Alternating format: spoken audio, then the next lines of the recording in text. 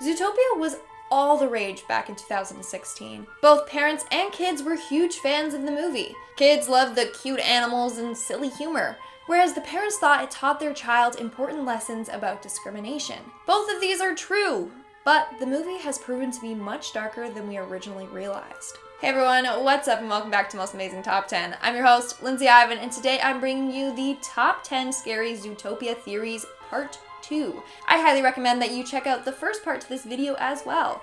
And let me know in the comments below which theory you thought was the scariest. Starting off this countdown, we have the Society. Theory goes that every character in Zootopia represents a different aspect of society. For example, the sloths working at the DMV represent how slow that place always is. Then you have Mayor Lionheart, who represents the fact that figures of power tend to hide secrets from the public. In the movie, he knew all about the animals that turned savage, but was hiding this information from the town members. Then you have the police force, aka the boys club. It highlights how the police force is a male-dominated profession that doesn't take female officers seriously. And lastly, you have the hamsters.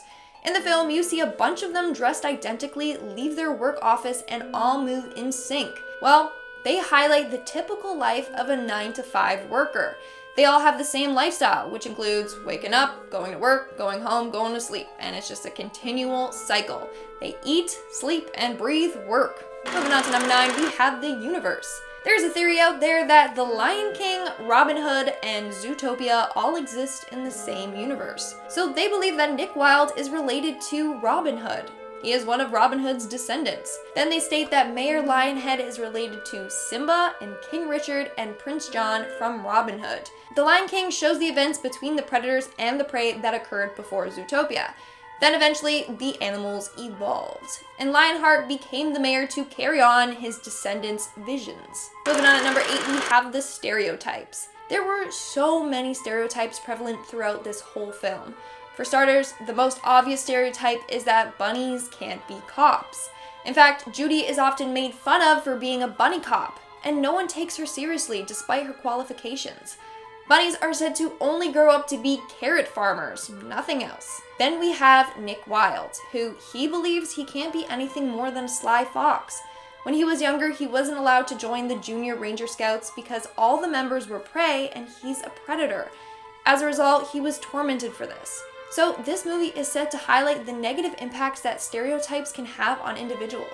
Coming in at number 7, we have the Scaredy Cat. At the beginning of the movie, we see that Judy's dad is terrified of predators, and he emphasizes that he's extremely terrified of foxes in particular. Now, why is this? The only time when predators were a real threat were thousands of years ago. But now they live in harmony together. But why is he still afraid of them? Well, in the movie, he says being a predator will always be a part of foxes' biology. Therefore, people theorize that something has happened to one of his family members that has made him permanently terrified of foxes. Theory goes that one day his grandparents were both killed by foxes that could no longer control their predator urges. Since that accident, he believes that at some point, all predators will reach their breaking point and attack prey. In our 6th spot, we have the brainless animals. So there is something undeniably wrong with the hamsters in the movie. During one of the scenes, we see that the hamsters not only dress the same, but they also work in the same building and they all copy each other's movements. If one hamster does something, then they all follow along simultaneously. So what's the deal? Well, people have come up with a theory that they are being brainwashed. Now, they are being controlled by a higher power that tells them exactly what to do and how to act. So now they're just little brainless hamsters roaming around doing dark deeds for some mystery man. We're now at our 5th and halfway mark with the dirty room. So one of the more inappropriate moments in this movie is when Judy and Nick visit the Mystic Spring Oasis. Basically, it's a naturalist resort, meaning everyone there is completely naked. And you can tell that Judy is very disturbed and uncomfortable by this. At the resort, we clearly see animals doing yoga with their legs spread open and then they're bending down. It's a lot, especially for a kid's movie. We see other characters rubbing themselves against trees while nude. But turns out that this resort might actually be specifically for animals that want to crossbreed, meaning they want to mate with a partner that's not part of their species. So they go to the resort to try and find a new partner, meaning that they potentially could create some weird hybrid animals like an elephant and a giraffe, a girelephant, or a giraffe. I don't know. In our fourth spot, we have Mr. Otterton. Now, what I found strange was how all the mammals that turned savage were large predators. But then you have Mr. Otterton, a super small otter. Technically, yes, otters are predators since they eat fish and sometimes birds and small rabbits. But why would Bellwether pick Mr. Otterton to become savage when all the other animals that she chose were big, terrifying predators? Well, in the movie, Mr. Big says Otterton is my florist. Well, it seems like Mr. Otterton might have been able to link the night howlers to the predator's savage behaviors. Since he's a florist, he would know a lot about night howlers and their effects on animals. So it may just be that Bellwether targeted him so that he wouldn't interfere with her plans. What a clever little villain. Making our way down the list at number 3, we have the abusive relationship. So at the beginning of the movie, we find out that Judy is rooming next to a couple named Bucky and Pronk. They are a gay married couple. Jared Bush, co-director and writer of Zootopia, confirmed this by posting on Twitter saying they are a gay married couple. But they don't yell at each other because they're gay. They yell because they're real. Well, it seems like they're in an abusive relationship. They're constantly yelling at each other and arguing. They seem very unhappy in their current situation. And I mean, it doesn't seem healthy at all. Jared's tweet made it sound like these characters are based off of a real couple that he knows, meaning that their abusive relationship is potentially real. Moving on to number 2, we have the abandoned hospital. When Judy and Nick follow their leads to Cliffside, they discover all of the missing animals.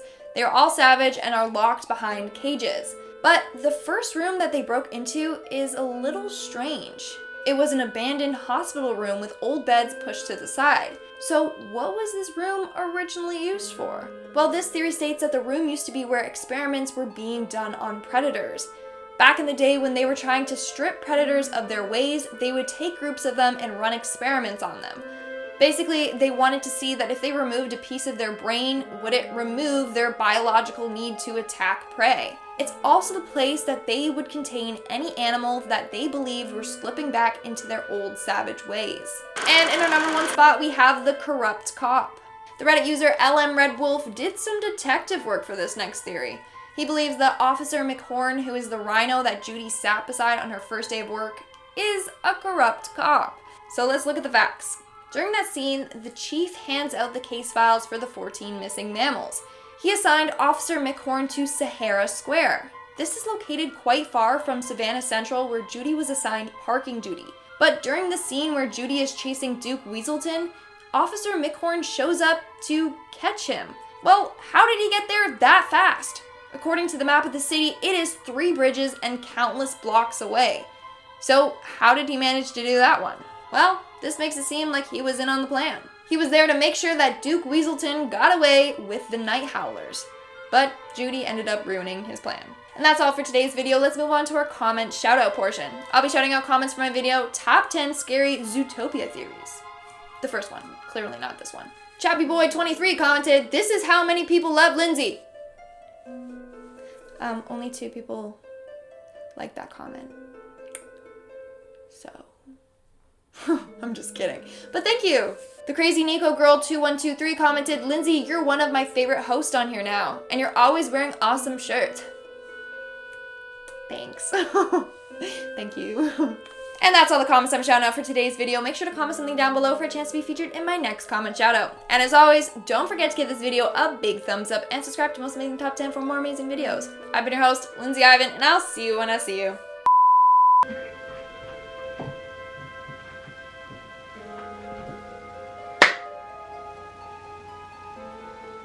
Simba and King Richard, and then they state that Mayor Lionhead